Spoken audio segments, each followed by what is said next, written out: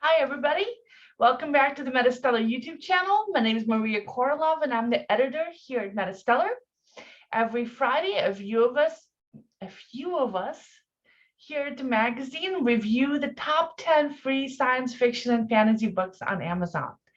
So we don't read the whole book, although sometimes we do.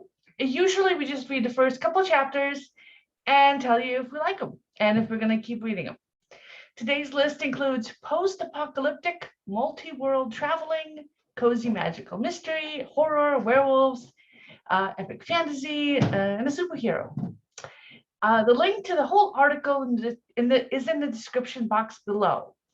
So today for the reviews, I was helped out by our reviews editor, Emila Lutfi, and our news editor, Alex KOROLOV. Unfortunately, neither of them could be here today for the taping, so I'm going to be telling you what they thought of the books that they looked at. If you like this kind of content, like, subscribe. We publish original short fiction and reprints in science fiction, fantasy, and horror. And we pay for them thanks through the kind support of our Patreon contributors. And the link to that is in the description box below as well. All right, so let's get to the books. So today we start out with a box set of, you see the cover right there. And it is Heir to the Crown by Paul J. Bennett. It's the first 2 of 11 books in the series, plus a collection of related short stories. The other books are $1 to $6 each. They are not in Kindle Unlimited, and the 11th book will be released in September. It is currently available for pre-order. So Amira read this one. She says she's 3 chapters in, and she's not seeing any magic or science fiction yet, although it is set in a historic kind of fantasy setting.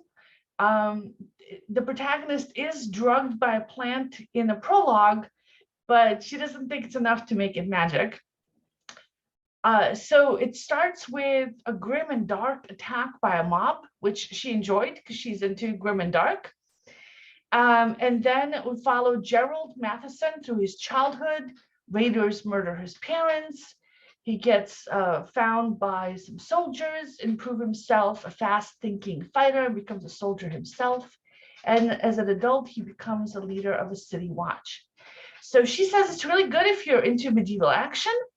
But the book hasn't gotten to the fantasy part yet, as far as where she's reading. She says she probably won't be back to it because the writing style doesn't really click for her, and she's got a lot of other books on the plate.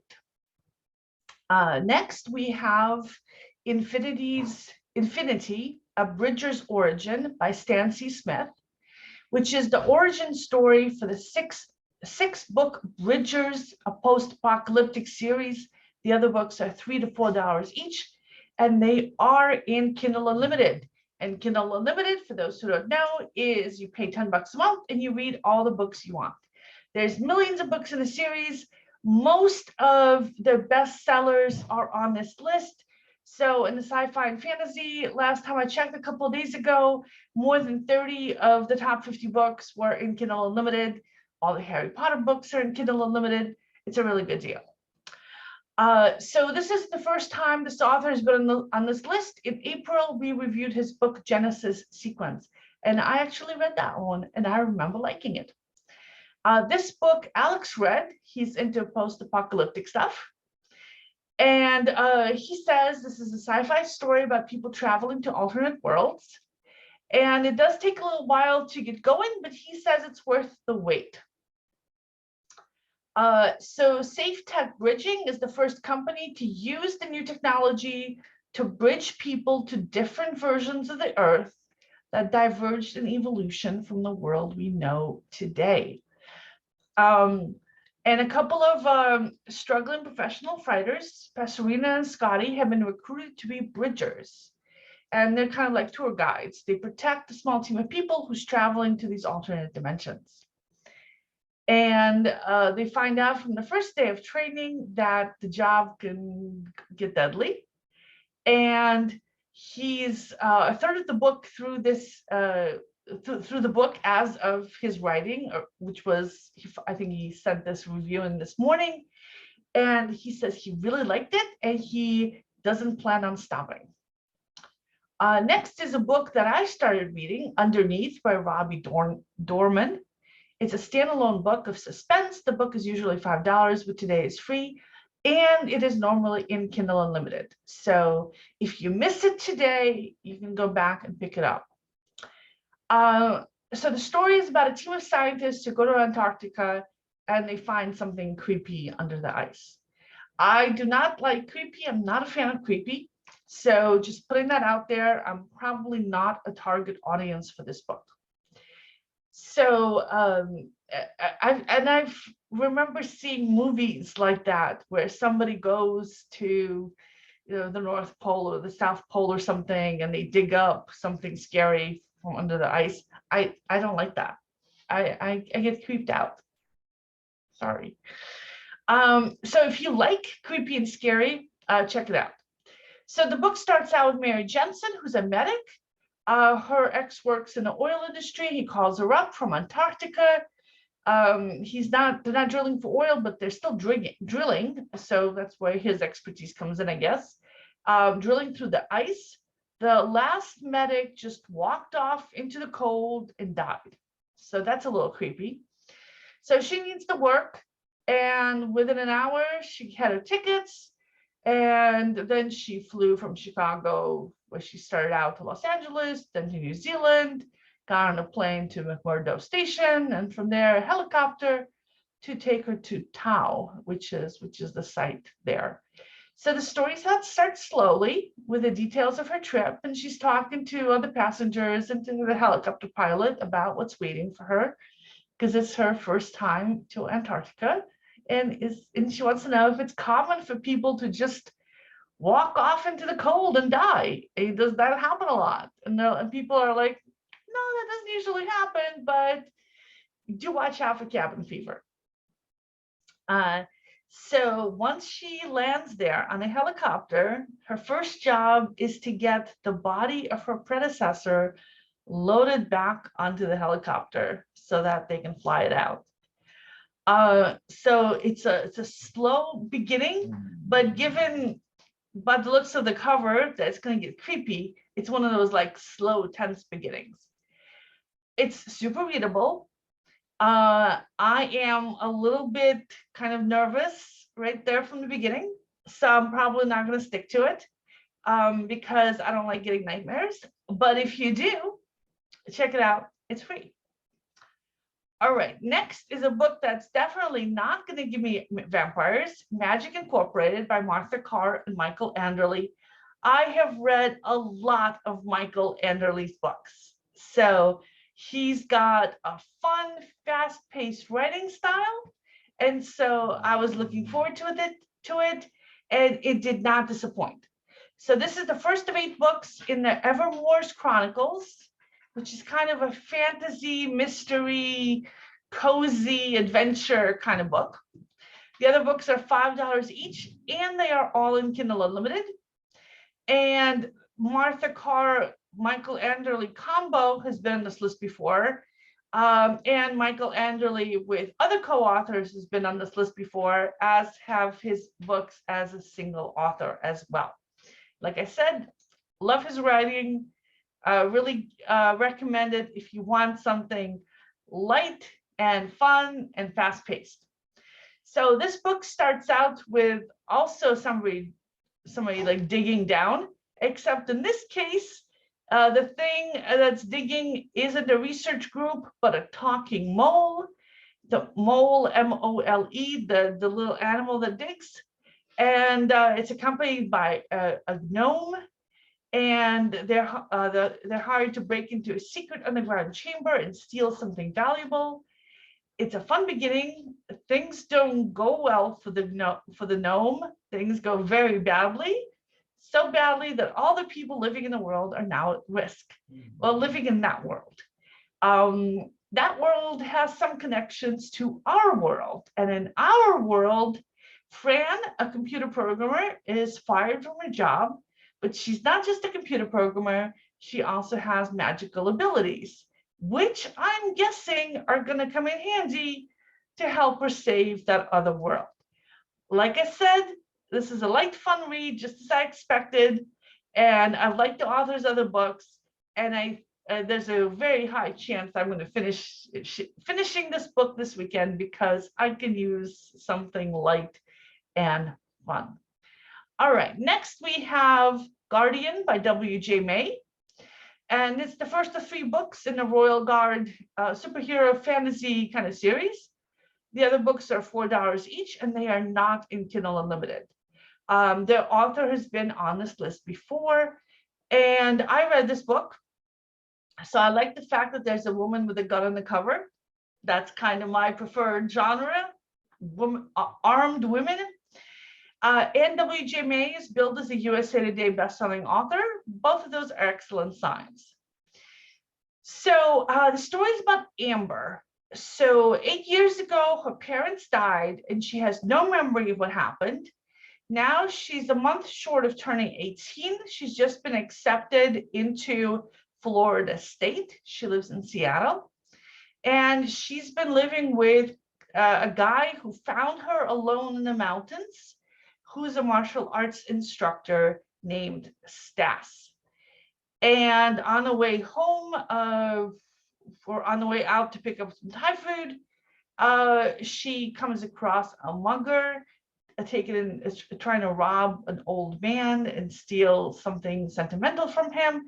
And she steps in to help because she's been, training in this martial arts academy with Stas. And she wins the fight, but just barely. And she's about to lose it when she kicks the guy and he goes flying like 10 feet and crashes into a dumpster and makes a big dent in it. So clearly there's something super ordinary about her. But she doesn't realize that there is. And Stas is really upset when he finds out that she's been in this fight. And she's like, but I won it. He was a mugger, there wasn't any time to call the cops, the usual teenage stuff. So the next day after school, she comes home. They live above the martial arts studio. The martial arts studio, Stas's favorite sword is missing. And the apartment itself is all messed up, like somebody's been searching it or had a fight in it. And then she finds Stas wounded and bleeding. And she calls the 911. And as he's lying there and Amber tries to keep him awake, he tells her that he actually knew her parents and that he promised her father that he would protect her. So he's been keeping some big secrets from her all her life. At the hospital, a stranger shows up claiming to be a friend of Stas and says that they used to work together in private security days, which is all new to Amber. And then the doctor tells her that Stas died. And this so-called friend who just showed up out of nowhere steps in and says that he's going to take care of her. So, and then he's going to handle like everything needs to be done, which sounds a little suspicious to me. And it sounded a little suspicious to Amber as well. So I might come back to this book. I don't normally like young adult novels, but it's an interesting premise. I like the character, so I might stick with it. Next, we have another box set, Mountain Magic by Weir, which is the 4-book Mountain Magic Paranormal Romance series. The books are usually $1 each, but today the whole set is free. But normally the entire series is in Kindle Unlimited. The author has been on this list before with another paranormal romance series. So I am not a fan of romance books, so I'm not the target audience for this. I'm also not a fan of books that have alpha males in them. There's no such thing. Okay, my dog disagreed with me. All right, sorry, buddy. There's no such thing as alpha and beta wolves. That's a myth that's been completely debunked multiple times. So I'm not a big fan of that. And then I'm also not a fan of fated mates. Like you're stuck with this guy forever. Like who needs that?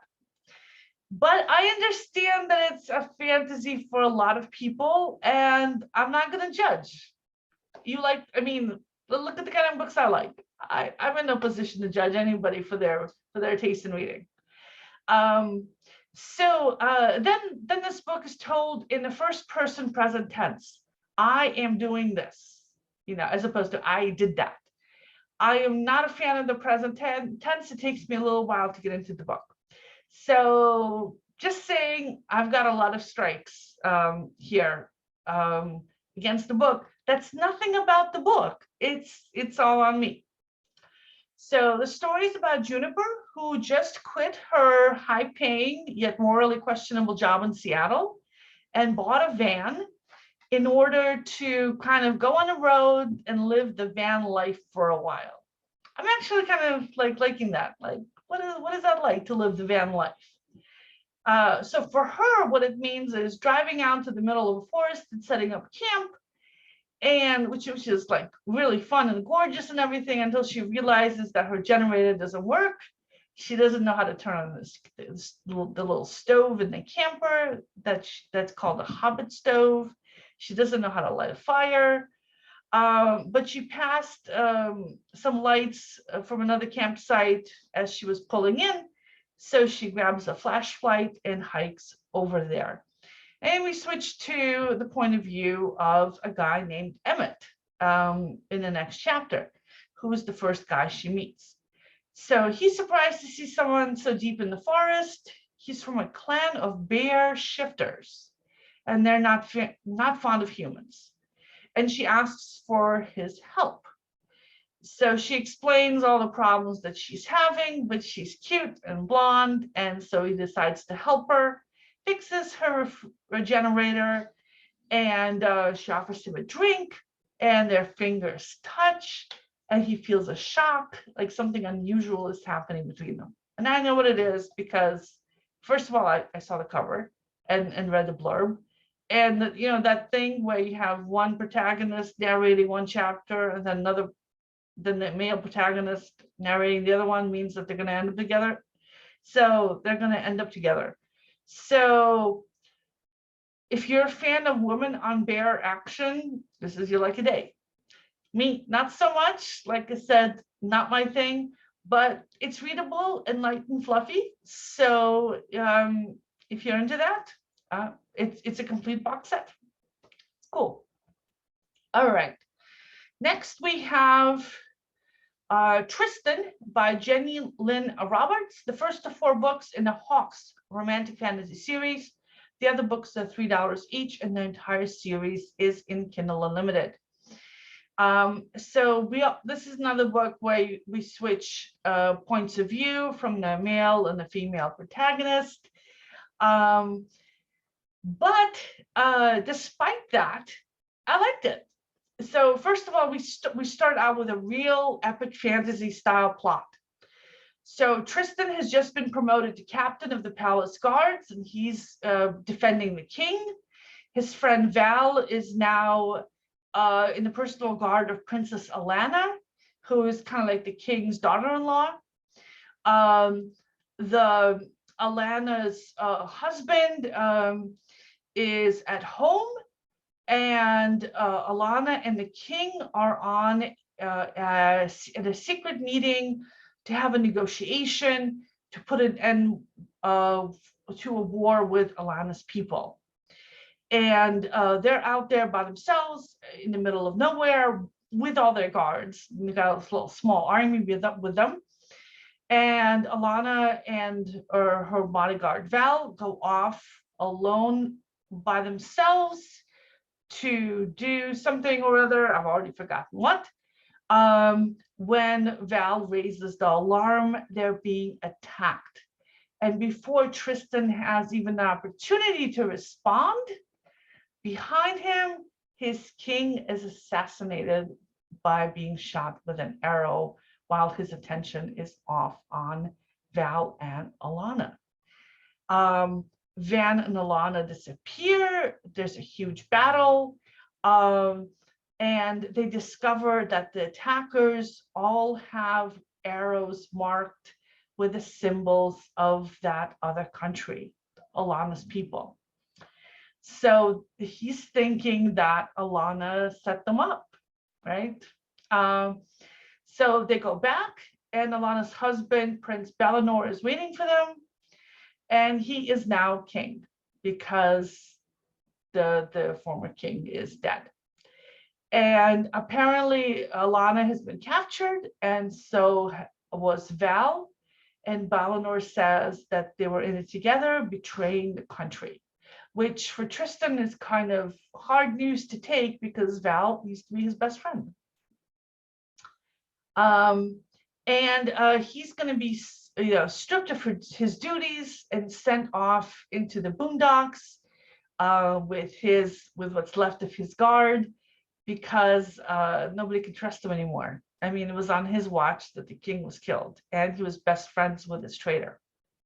So not a good look for him. Then we switch the point of view of Nim, who's a young woman flying away from pursuers with a wounded wing. Oh, I guess I didn't mention this part. Val had wings, and Tristan has some kind of beast inside him that when he's under stress, these scales come out and cover his body. So cool fantasy elements. Okay, so Nim. So she's flying away. She's being pursued. Her wing is wounded. She cauterizes it with fire to stop the bleeding, so as to stop leaving a trail behind her of, blood drips.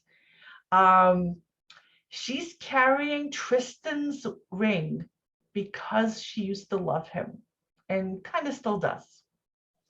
So a little short scene, very poignant. And then she resumes her flight. No, both in the metaphorical and literal sense, because she's literally flying. So back to Tristan. It's been a few weeks. His original 200-strong company has been broken up. It's now just down to a squad of 8 men, and they're hunting poachers out in the middle of nowhere. He's gone to seed, he even has a beard. But then he gets new orders. He can get his old job position back if he can hunt down and bring back a traitor that helped Val betray their country. Val's little sister, Nim, that girl who was flying away. So it's a great beginning. The story pulled me right in. The action was like serious epic fantasy level quality action. It wasn't just like, scene dressing for the romance. The action is the core of the story, which I really enjoy. So the odds are pretty good that I'll be reading more of this series this weekend. Plus, it's all on Kindle Unlimited, which is all good. All right, next we have Heart of Thorns. Here we go, there's the cover. Heart of Thorns by Leigh Kelsey. The second of 5 books in the Fae of the Saintlands metaphysical fantasy series. The other books are $4 to $5 each. The 5th book is not out yet. It is available for pre-order, but it will be published next summer. So keep that in mind if you're going to be reading this. We previously reviewed the first book in the series, Heir of Ruin, in December. So we're not going to review the second book because we don't want to give away any spoilers. And also, if you read the first book, you know if you want to read the second book or not. All right. So here's the review of the first book from Amira, who read this. Maya's aunt is the queen of the vassal empire, and she's been using her magical abilities to crush all opposition, and she's cruel and hateful.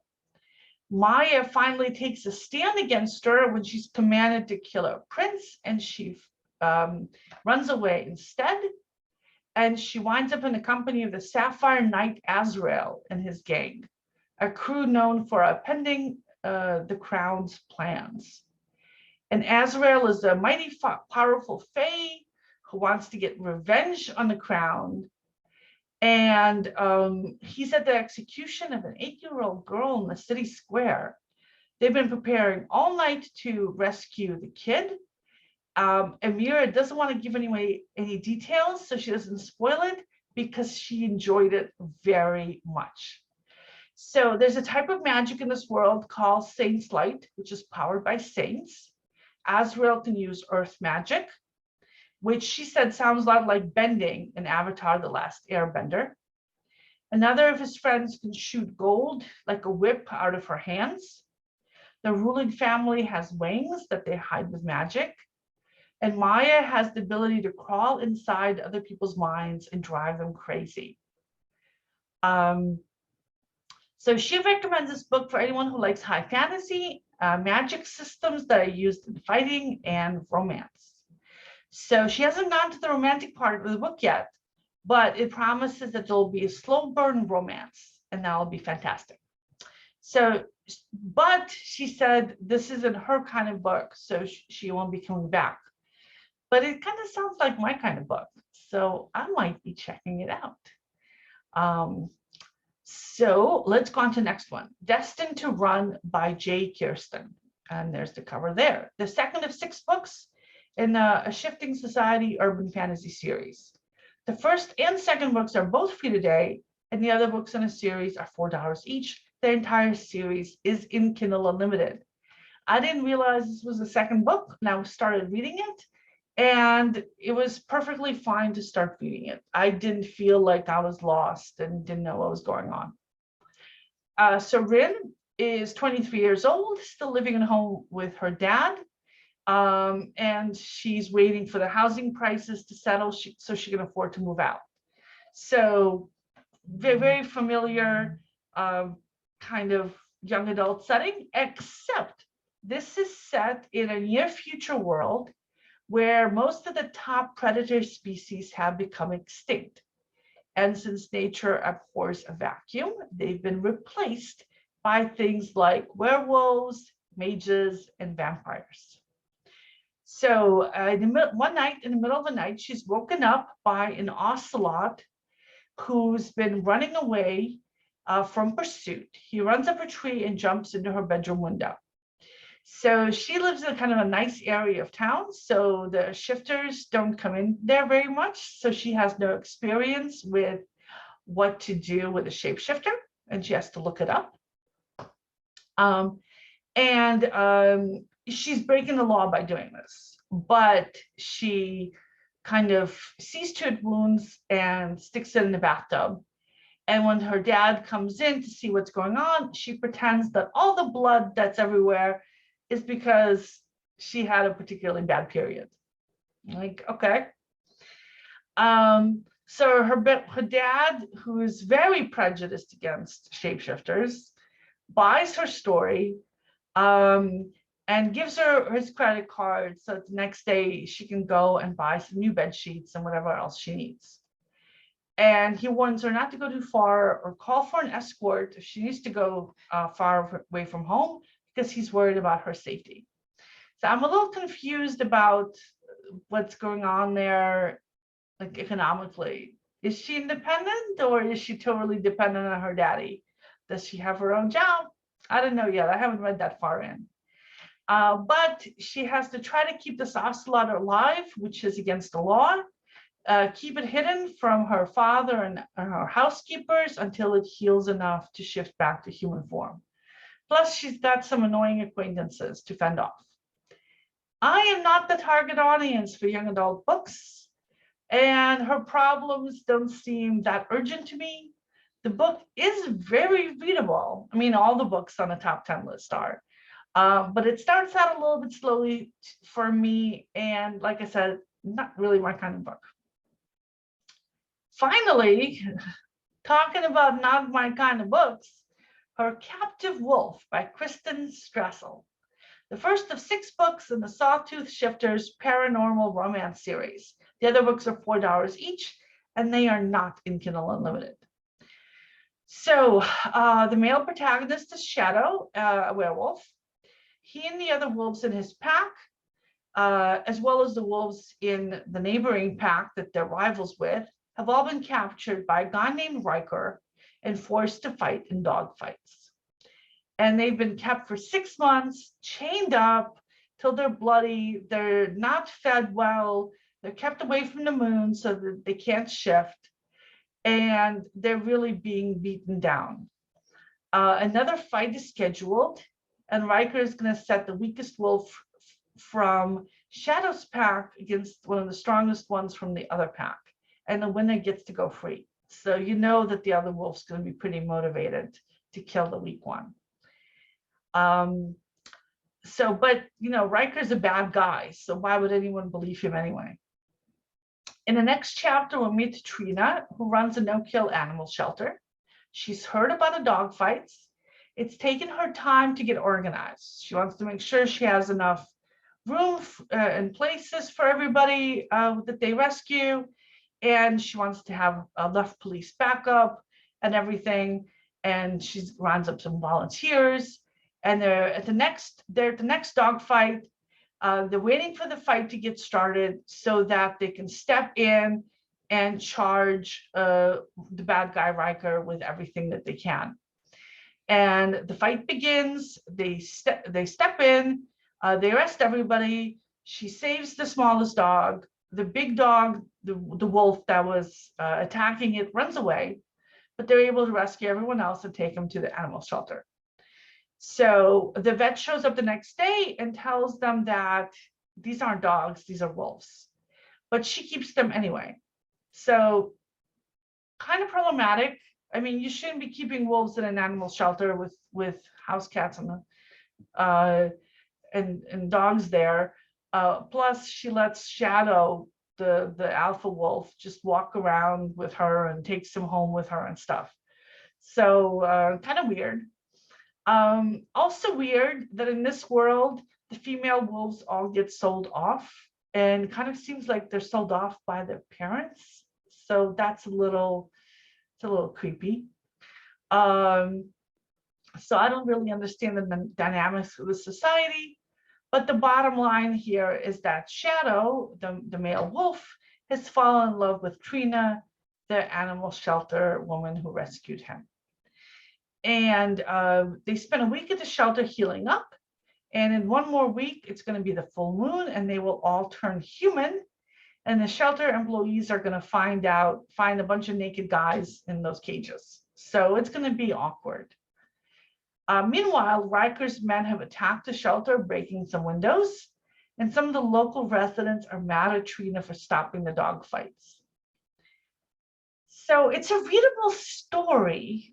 And I could kind of see sticking with it if it was my thing, but it's totally not my thing. But if it is your thing, well, it's free today. So pick it up. All right, and that is the last of the books on this list.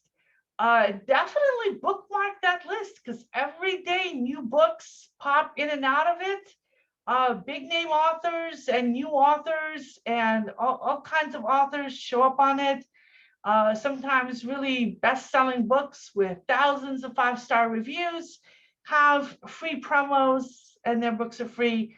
So definitely something to keep an eye out for. If you like this kind of content, please support our channel by hitting the like and subscribe button.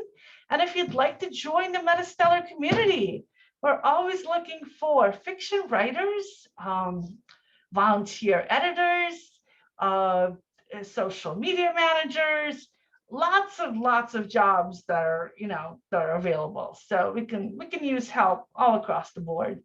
We're all volunteer driven, and all the money raised goes to pay new and emerging authors for their original fiction. All the links are in the description box below. Well, thanks for watching. And if you've read any of these books or plan to, or have other books to suggest for us to review, please leave a comment in the comments below. Thanks, everybody. See you next Friday. Bye-bye.